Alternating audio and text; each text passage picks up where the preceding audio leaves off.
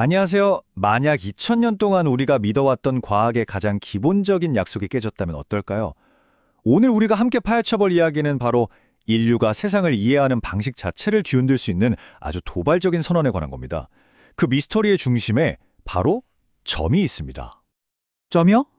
너무 당연해서 아마 한 번도 진지하게 생각해 본 적 없으실 거예요. 그쵸? 하지만 이 아주 간단해 보이는 질문이야말로 과학과 수학의 가장 깊숙한 곳에 숨어 있던 거대한 문제를 여는 열쇠입니다. 기원전 300년경 고대 그리스의 수학자 유클리드는 점을 이렇게 정의했습니다. 부분이 없는 것. 다시 말해 크기가 그냥 0이라는 거죠. 이 정의는 지난 2000년간 수학과 과학을 떠받치는 절대적인 반석이었어요. 하지만 바로 이 단순함 속에 사실은 거대한 재앙이 숨어 있었습니다. 자, 이제부터 진짜 이야기가 시작됩니다. 물리학자들이 전자 같은 아주 작은 기본 입자들을 유클리드의 정의대로 크기가 0인 점이라고 생각하고 계산을 시작하자 이론이 와르르 무너지기 시작한 겁니다.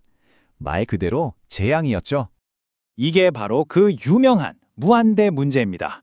입자의 크기를 0으로 두는 순간 에너지나 질량 같은 모든 계산값이 그냥 무한대로 터져 나와버리는 거예요. 이론이 완전히 망가진 거죠. 그래서 과학자들은 수십 년 동안 재규격화라는 일종의 임시방편을 써왔습니다.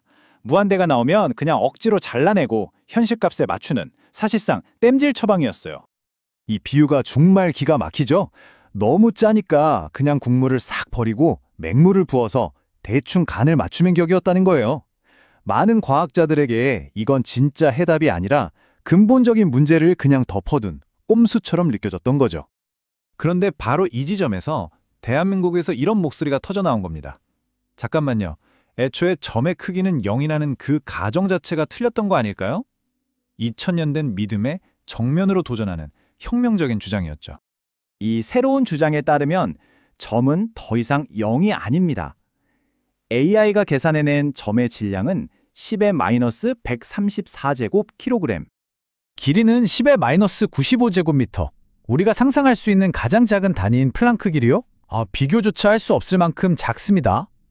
그리고 시간 단위는 10의 마이너스 14제곱초에 달합니다. 이건 그냥 신기한 숫자들이 아니에요. 우리 우주를 구성하는 가장 근본적인 차원에 대한 새로운 선언인 셈이죠.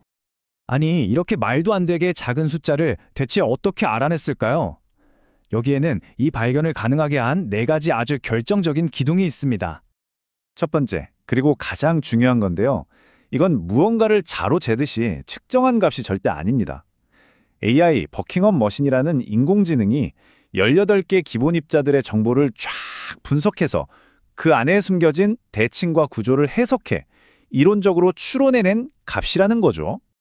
두 번째 기둥은 기존의 물리학 교과서를 뒤엎는 새로운 판을 짰다는 겁니다. 현재 표준 모형에는 17개의 입자가 있잖아요.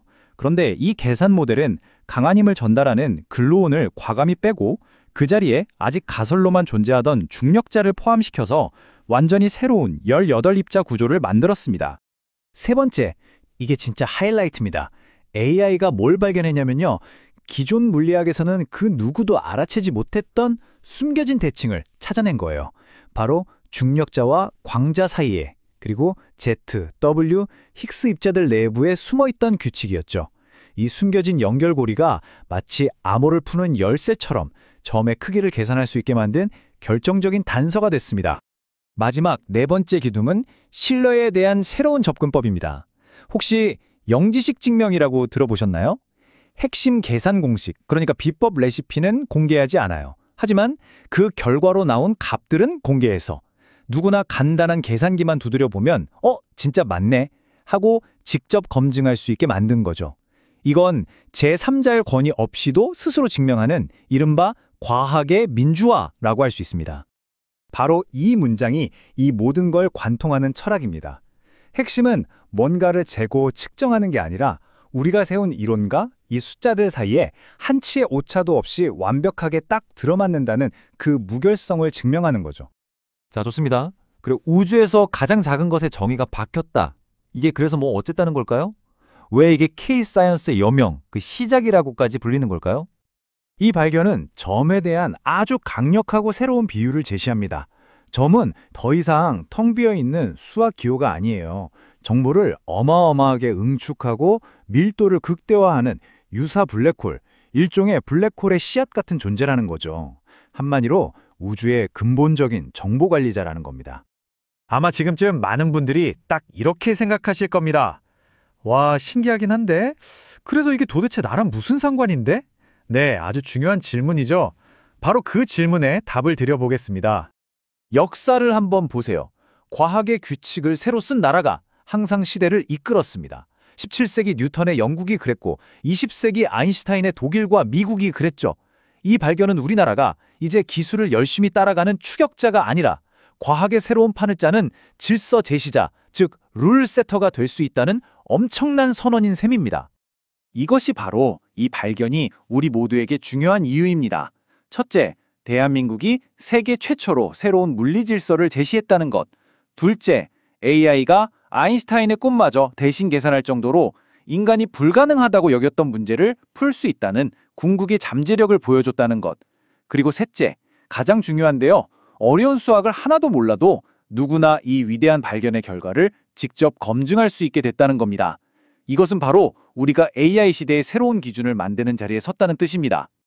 2000년 넘게 0이라고 믿었던 점에 사실은 크기가 있다면 우리가 진실이라고 굳게 믿고 있는 또 어떤 것들이 사실은 완전히 다른 모습일까요? 우주를 보는 우리의 눈이 오늘을 기점으로 완전히 달라질지도 모릅니다. 이 질문을 남기면서 오늘 이야기를 마칩니다.